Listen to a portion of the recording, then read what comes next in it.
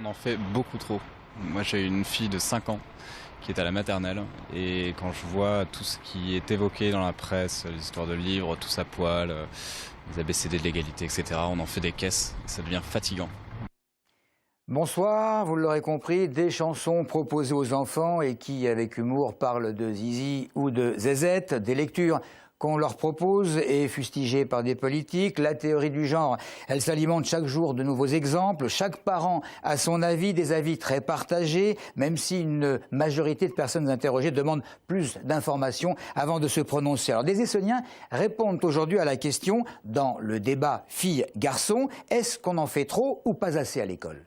Je pense que c'est un débat intéressant qui mérite d'être posé au niveau national. Pour moi, hors de question qu'on apprenne à mon fils à jouer à la poupée, qu'on lui apprenne à se masturber, mais ça je pense que c'est des rumeurs seulement. Quand les garçons jouent à la poupée, ça fait des BD après. Je crois que le débat se pose pas là. Je crois qu'il y a des questions qui sont posées par des parents, peut-être des parents inquiets.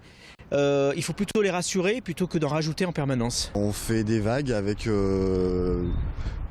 rien du tout. Il s'est, de mon point de vue, rien passé. Je vois pas ce qui a changé entre l'époque d'il y a 20 ans et maintenant. Est-ce que ça me dérange? Non, bien au contraire, et que poser ces questions à nos enfants, ça me paraît tout à fait normal. Les enseignants, ce que je leur reproche, c'est qu'ils s'occupent un peu de tout, n'importe quoi, et qu'il ferait mieux de favoriser un peu plus les enfants qui ne savent ni lire ni écrire. Moi, je travaillais en maternelle, mes élèves, je leur apprenais à être maîtres de leur corps, que leur corps était à eux, que voilà, quoi, je veux dire, il n'y a rien d'exceptionnel là-dedans.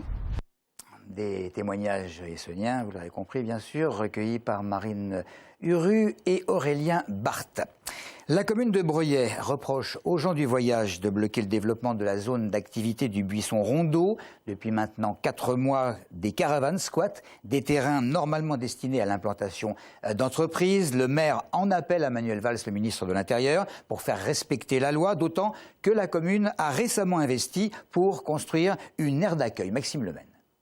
En théorie, c'est ici que les gens du voyage de la communauté de communes de l'Arpajonais devraient stationner. L'aire inaugurée il y a un peu moins d'1 an peut accueillir jusqu'à 14 caravanes, mais pour certaines familles de voyageurs, ce n'est pas assez.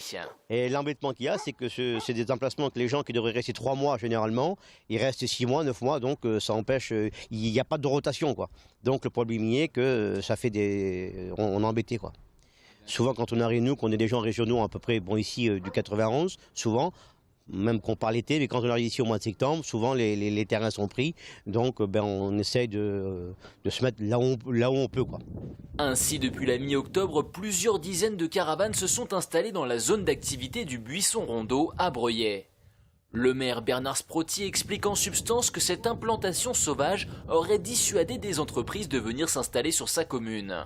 Il arrive à un moment où l'économie doit être préservée dans une époque difficile.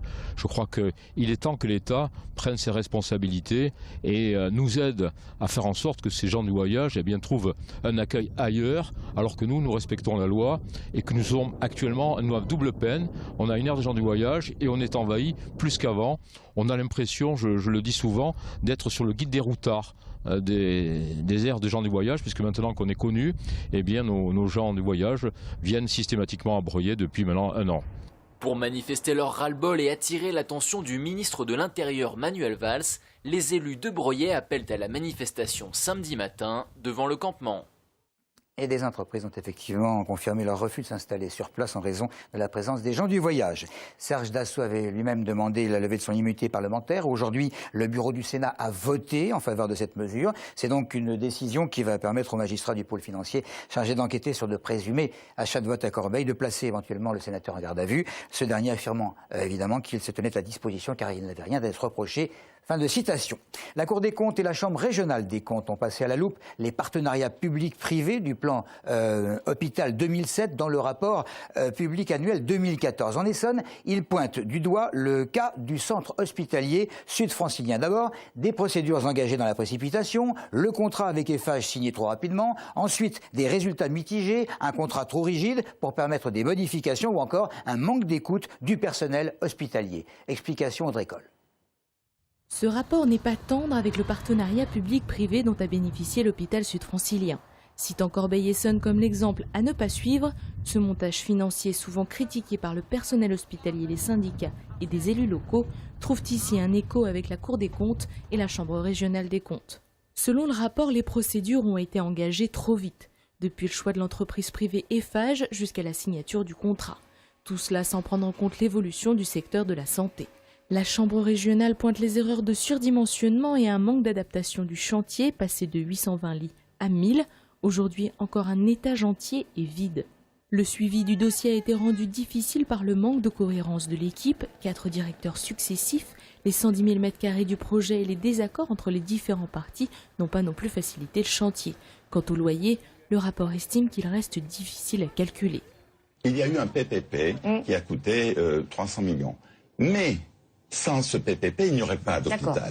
Le partenariat public-privé était une faute. C'est une bataille à mener pour que l'hôpital redevienne 100% public. Si pour la Chambre régionale des comptes, le partenariat public-privé est encore un outil mal utilisé, le rapport souligne tout de même une amélioration de la prise en charge des patients sur le plan technique et de meilleures conditions de travail du personnel. Dans l'actualité, le procès aux assises de l'Essonne d'Ali, un homme de 37 ans accusé d'avoir porté en 98 quelques 24 coups de couteau mortels à un habitant d'Évry. Le suspect s'était réfugié en Turquie. Le procès s'est clôturé hier par la condamnation du meurtrier à 15 ans de prison.